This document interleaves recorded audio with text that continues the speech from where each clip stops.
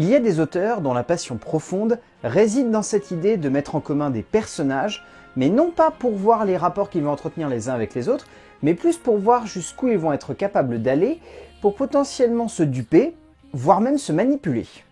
Beaucoup d'auteurs ont toujours aimé, au sein de la production audiovisuelle internationale, mettre en scène des hommes et des femmes cherchant à se jouer de leurs congénères, à ne pas simplement chercher à se faire une place au sein d'une société dans laquelle ils sont parfois incapables de trouver une place convenable, mais surtout de chercher à se donner une image, une vocation, un but au cœur d'un rapport plus ou moins conflictuel avec d'autres héros. Certains auteurs vont le faire de manière suave en cherchant à construire avant tout des drames humains, des profondes plongées au cœur d'une haletante et puissante introspection par le biais de personnages plus ou moins subtils, mais d'autres vont chercher à le faire de manière plus viscérale et glauque, surfant parfois presque sur une certaine idée du malaise ou de la manipulation de l'émotion, et évoquant même parfois des thématiques aussi sombres que cohérentes par rapport à notre époque, parfois difficiles à cerner. Et le cinéaste ici présent est un maître dans le genre de la manipulation et de la plongée viscérale dans l'esprit d'un personnage.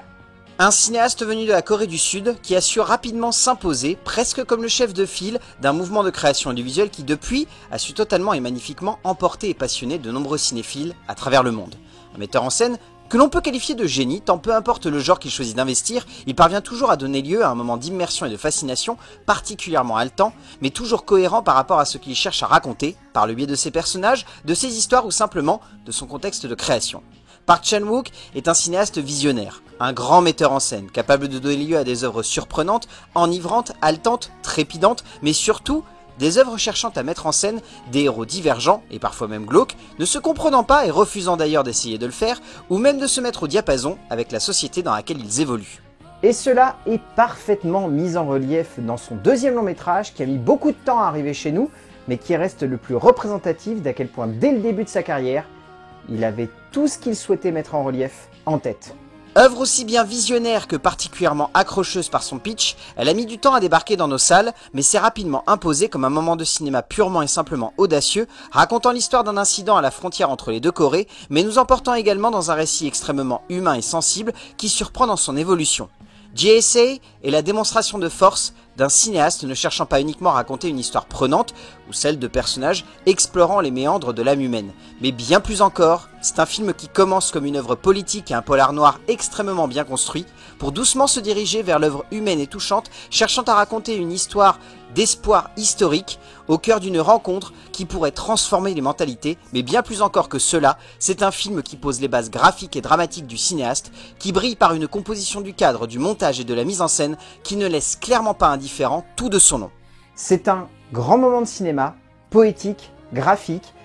et surtout visionnaire. Bien plus encore que cela, le cinéaste coréen est un auteur qui aime parler de viscéralité et de macabre, comme évoqué avant, par le biais notamment du contexte dans lequel il situe ses personnages, en amenant notamment des situations dans lesquelles leurs idéaux profonds, parfois même leur modèle de vie et de compréhension de l'autre, sont profondément questionnés, pour n'être totalement détruits que vers la fin d'une aventure qui les aura changés à jamais. Bien plus encore que de réussir à parfaitement dominer cela au cœur d'œuvres de cinéma jouant avant tout avec la forme pour ensuite dominer le fond, Chan-wook fait surtout de l'ensemble de sa filmographie un questionnement juste et intense de ce que l'homme est aujourd'hui, homme dans sa virilité profonde et légendaire qui est remis totalement en question dans la majorité de ses films où les femmes ne sont pas simplement des héroïnes secondaires mais sont à l'origine même de ce que l'être humain doit le plus remettre en question, ses fondements et ses origines. Et cela, il a su également parfaitement le mettre en relief dans son 7e long métrage, qui est également sa première incursion dans le genre de la comédie. Une comédie prenant la forme d'une épopée romanesque et rocambolesque, au cœur d'un hôpital psychiatrique où une jeune femme, qui entretenait une liaison forte et atypique avec sa grand-mère, va devoir se questionner lorsqu'elle comprend enfin qu'elle est en réalité un cyborg, donnant lieu à une longue quête identitaire où la jeune femme va non seulement chercher à se comprendre, mais également à s'ouvrir aux autres. Je suis un cyborg a décontenancé pas mal de spectateurs lors de sa sortie, le long métrage sonnant comme une œuvre folle et douce par rapport aux accents noirs et macabres de la filmographie de Chan-wook depuis le début de sa carrière, mais sonnant également comme une forme d'exutoire comique et satirique particulièrement bien sentie, notamment sur la question de l'hérédité, ici d'une prise de conscience et de projection dans ce que l'on essaye de cacher de soi, mais également une prise de conscience de ce qu'est l'autre, afin de mieux réussir à avancer au sein d'une société où parfois on a tendance à confondre le je et le nous. Un film qui laisse un sentiment très particulier à la fin de la séance,